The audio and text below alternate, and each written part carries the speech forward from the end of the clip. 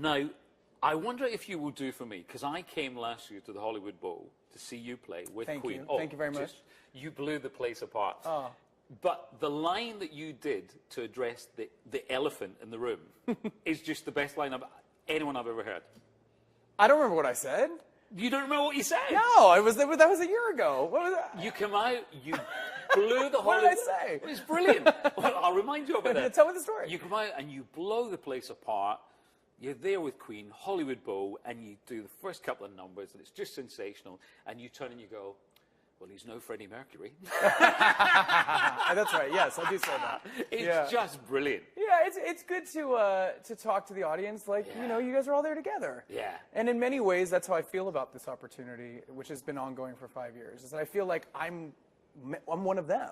I am a fan. Yeah. And I just happen to get the good seat, I got the first seat next to Brian May, So it's such a treat. It's such a treat. And the great thing is now, we're laughing about that, but I mean, it's so many years on now. So I'm imagining the comfort now is there. Oh, yeah. It feels much more second nature than it did when I started. It feels like it's in my body. With the guys, we can give each other a look, and we know what's going on. We know what each other are thinking. But in the beginning, it was so intimidating. And yes, there's still moments even now that I think to myself, wow, this is crazy. And I look at audience members' faces, and I realize how important each show is to all of them. So even though it's more comfortable now, there is this like awe and wonder that I can see in people's eyes. And that reminds me that even though I've been doing this now for over 5 years, many people, when they come to this show, it's the first time seeing it. So I have to like bring that energy every night. When you look back to when you did first start, now when you've got the hindsight and the experience that you've got and the fact that it's been so incredibly successful, when you look back, do you think, oh my goodness me, I really was scared? Yeah, I've visited a couple of pieces of footage, and I'm like, wow, breathe, Adam, breathe. Yeah, I mean, it was a lot to take on. I mean, it still is a lot, but yeah, at the time, I didn't know how audiences would react to me. In the very beginning, I didn't know exactly how I would mesh with the band. I had doubts, oh my gosh, can I sing all of this music every night? And now, like you said, it's settled in, which feels great. And it feels like a new era has sort of slowly unfolded for us as an act. What was the hardest one to sing? Hardest song? It varies night to night. Sometimes Who Wants to Live Forever is pretty dramatic. And it's one of those songs where it starts so exposed that the audience can hear every little nuance that I'm trying to give the vocal. So the pressure's on that one. And then it goes from this very, very, very fragile, sensitive type of energy, and it grows by about 100 by the end of the song, and it goes all the way through the roof. So it's a big journey, that song. Incredible journey that you've been on. I feel very lucky to have sort of witnessed it along the way. I was there, 9 years ago, American Idol? Yeah. There at that finale when you played with Queen for the first time. Yep. And then seeing the Hollywood Bowl last year. And, seeing you now, I mean, you always had that, I would call it the ready bread. You had that glow around you, that was... Oh, thank you. But you did. You always had, you had that star quality. Thanks. But now to see you grow into being this incredible performer, have you noticed the incredible journey too, obviously? I think it's trusting yourself a little bit. I think that's a big process, learning how to trust yourself. And I'm still very hard on myself. I'm my own worst critic. If I watch something back to review it most of the time, I pick it apart. Yeah. I'm like, I should have done that better. I should have done that better. So in that regard, sometimes as a slight perfectionist, it's hard to enjoy certain moments. But it's also the very thing that keeps me at my best, and it keeps me pushing to be better than the last performance. So I do feel now like I'm settling into just trusting it more than I ever have, which feels good. It's a lot less stressful. I always imagine as well, if you forget the words of a Queen song, the audience are there, aren't they? They're there, exactly. And that's when you learn these tricks. You're like, oh, yeah, your turn, What's been the worst moment? Have you had one of those, like, oh? I've messed up words before. Yeah, I've flubbed lyrics. Queen songs, they have a lot of words in them. In fact, they're notorious for having choruses that aren't repeated every time. There's a different line in each one, and that's confusing. But part of their storytelling, genius. Yeah. So. No falls on stage? No falls. No, I have not fallen. I've near fell. I've like tripped. I've slipped a little bit, but caught myself. Yeah. And you've done that old, planned it. Oh, and you make it look like a move. Yes. Oh, wow. Yeah. Don't worry, it's just a stage I'm going Yeah, it's through. a slide. It's a stage I'm going yeah, through. yeah. Quite literally. Slippery feet. Yeah. Now, what about you yourself on that incredible journey? As the person, as the man? Oh, I'm a person too? Oh, yeah. Man, I mean, I don't know. But, you know, it's really easy, you know, when you pour your all into your work. And I'm lucky that I get to work all the time and I get to travel a lot. Sometimes I've noticed I've had to stop and realize that I'm you know, neglecting other parts of my heart or my mind. And it's interesting when you realize that. Journaling or looking back at pictures or talking to friends, and I go, okay, I need to tune in with my, like, you know, go into myself and check in with myself and tune up a little bit, you know. Talk to a friend, talk to a family member. I'm lucky that I haven't had any major, gigantic issues in my life. I've stayed pretty afloat, but, you know, yeah, I get moments of loneliness being on the road a lot, moments of doubt. And again, being an artist, the blessing that we get is to put all of that into the art. So anything you're feeling on the outside, anything that's not, you know, a ray of sunshine, can actually make for, you know, a better performance sometimes. It's interesting when I speak to, luckily, to so many big stars, but it's that thing of, are you at your happiest when you're on stage? And for some people, it is, because as you're saying, there is a certain degree of loneliness that goes with what you do. I think the thing about it is it's the energy. You know, when you're on stage, there's this rush of adrenaline you get, and you're connected to all of these amazing people. Some might call it, oh, you're just getting a lot of attention, and yeah, that's not too bad. But it's a charge. It's like charging a battery, and the minute you get off stage, they've unplugged it, and you're still charged at that point. So you're like, okay, I'm cool. You get off of a tour, and you come home, and you're out of battery juice. You know what I mean? You're not being plugged in nightly. So there is like this drop in your energy and sort of your purpose. And I know, like, when I get off of a tour, there's like a couple weeks, it's almost like jet lag, where I feel kind of like, what am I doing? Why am I even here right now? What am I supposed to do with myself? And then you pick up, you know, a paintbrush or go on a hike, or you find something to restore your spirit a little bit. But it's tricky, and it takes a while to figure out. Well, you know, there's always those stories of people in bands who then have their home room decorated like the hotel bedroom. They can't sleep unless it feels like a hotel. You do get used to it. You get used to being on the road. And you know, I think one of the things that's so beautiful is that when you are on stage, you get all that love from the audience. And it is something that keeps you fulfilled in a way.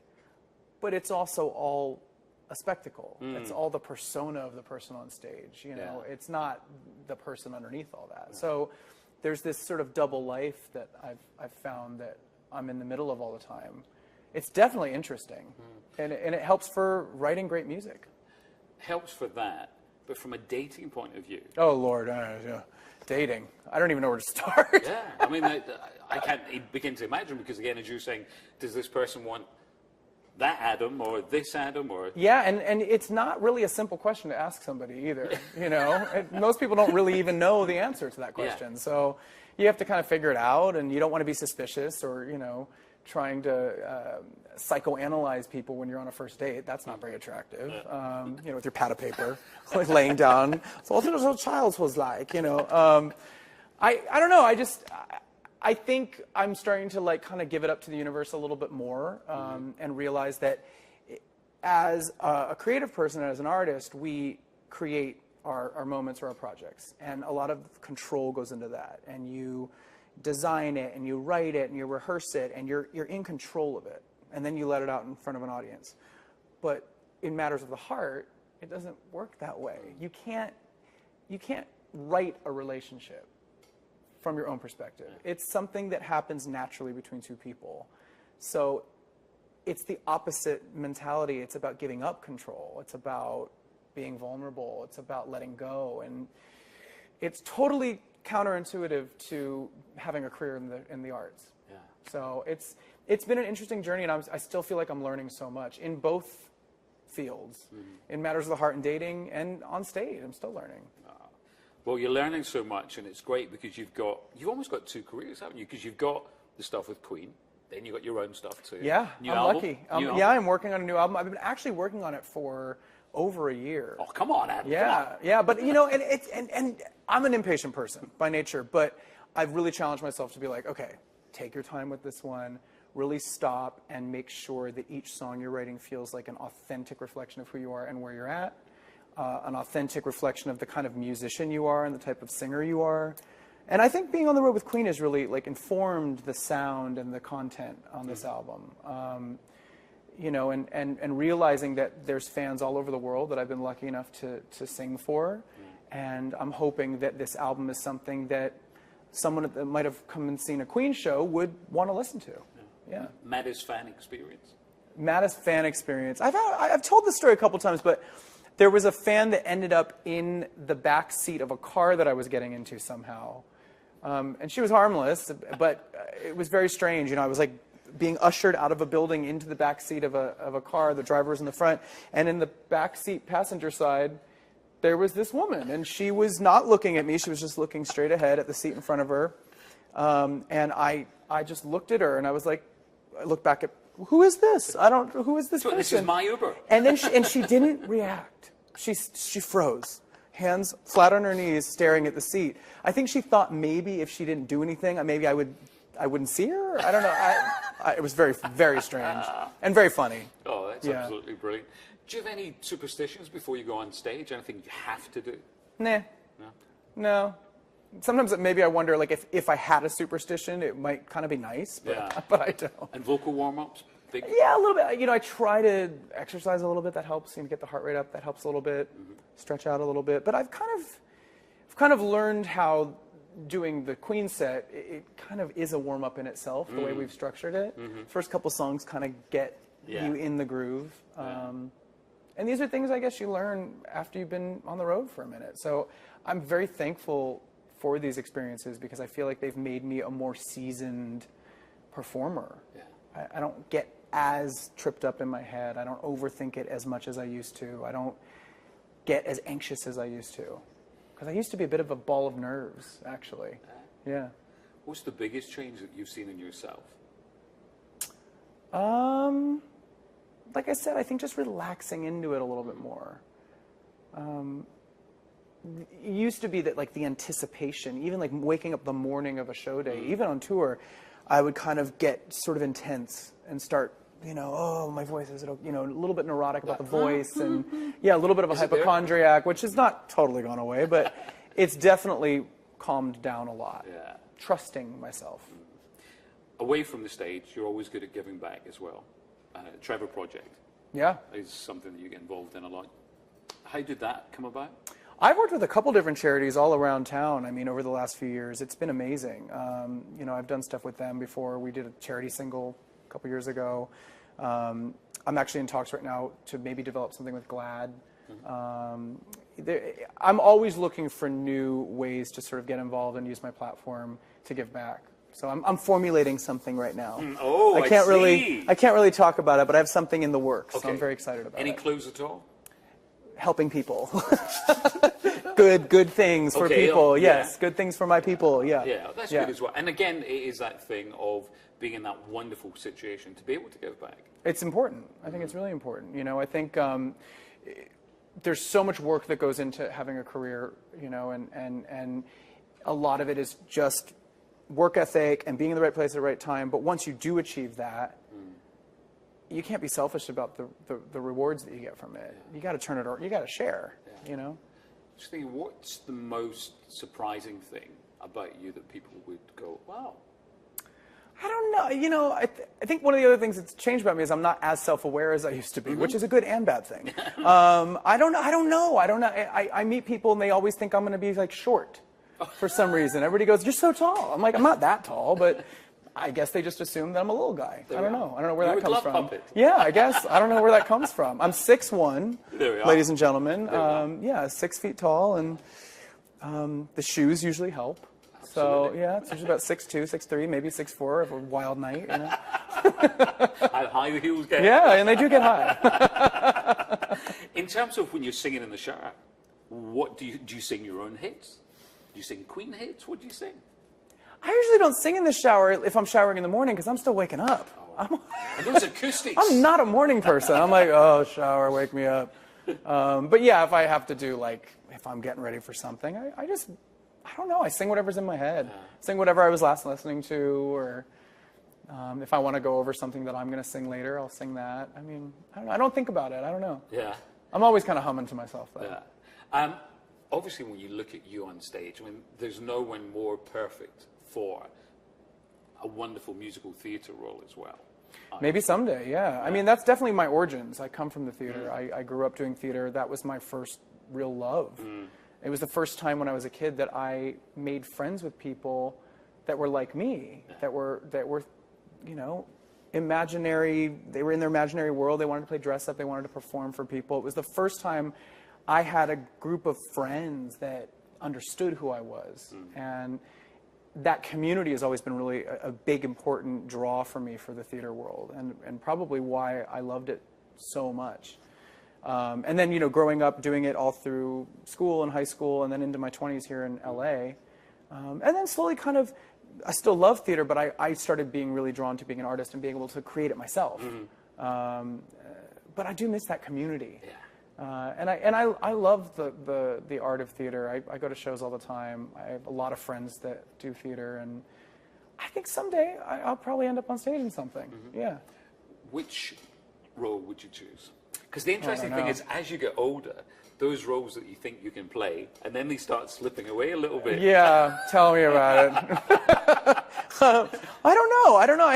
I think it hasn't been written yet. Oh, right. Yeah, I think if I were to do something, I think I'd want to do something brand new. Yeah. Yeah. Maybe help write it. I don't know. I was just going to say. Yeah, maybe so. What about Never say never. Adam Lambert, the musical.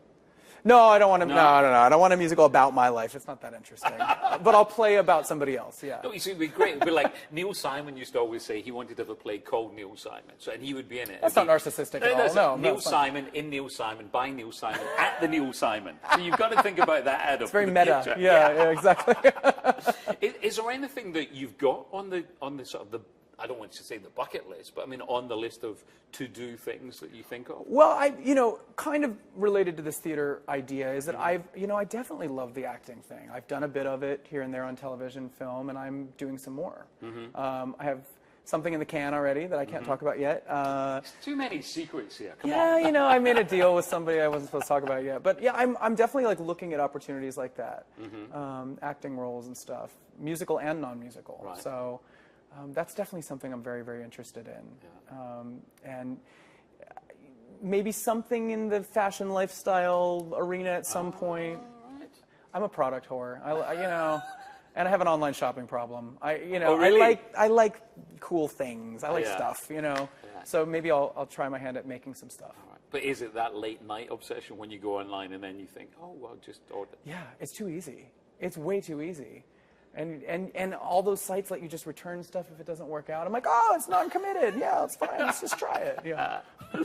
And also, we were talking off camera. You've got a love of your life at the moment, a little love of your life. Yes, my dog. Yeah, I love my dog. I got him a year ago. It was a rescue dog. He's a little Chihuahua Basenji mix. His name is Pharaoh because he looks very Egyptian. Right. Kind of like he sits like the Sphinx. That's why I gave him the name. When I rescued him from this adoption group, his name I think was Max, which I felt. I've seen a lot of dogs named Max. I need to give my dog something kind of with a little more flair, And he was sitting there, and he was sitting perfectly like the Sphinx, and he's got, like, his eyes look like they have a little eyeliner on them. And I was like, he's in a little Egyptian cat dog thing, isn't he? So I named him Pharaoh. And he's actually more of a queen than he is a king, so go figure. There we are. Now, when it comes to being on stage, I just want to go back. There it is, Hollywood Bowl, and I'm looking at you on stage, and you're singing with Queen, and then when you look right, and then when you catch yourself on those big screens. Oh, I did see one. Yeah, there was one point where I looked over and went, whoa, there's a screen, yeah. It's weird. It's weird. And that night at the Hollywood Bowl in particular, or the two nights that we played, I had so many friends in the audience. It's not that often that I get to come with Queen to my hometown. Yeah. So that felt really, really special, and I got to see everybody afterwards, both shows, and just have friends and family see me in my element and realize why I'm gone all the damn time. That was really nice. And does it really kind of slightly, I don't mean knock you out of your stride, but just that thing of it gives you that, wow, I really am doing this. When you look up and you go, that's me on stage, Hollywood Bowl, Queen. Yeah, it was crazy, especially because I've seen a number of shows at the Hollywood Bowl. I've noticed the Hollywood Bowl and known of it the whole time I've lived here for the past 16 years. And to finally see my name on the marquee with Queen, it's just, it's a big honor, and it is a pinch me moment, for sure. You know, and there's been a few of those, you know, steadily along the years, there's these moments where I'm just like, is this real life or is this fantasy? You know, to quote the band. It does feel surreal in moments. And you know, if I ever am feeling down or doubtful or lonely or any of these things that we all go through, I kind of stop and I put it all into perspective and I go, damn, I'm lucky. I'm living the dream, you know? I have no complaints. You got to promise, you got to come back and tell us the secrets next time. Which secrets? Which all the secrets you've been keeping from Oh, me. the different projects. Oh, no, those yes, secrets, you'll know. Those are the secrets. Nice to Good see you. Adam. Yeah, you Thank too. you so much. Cheers.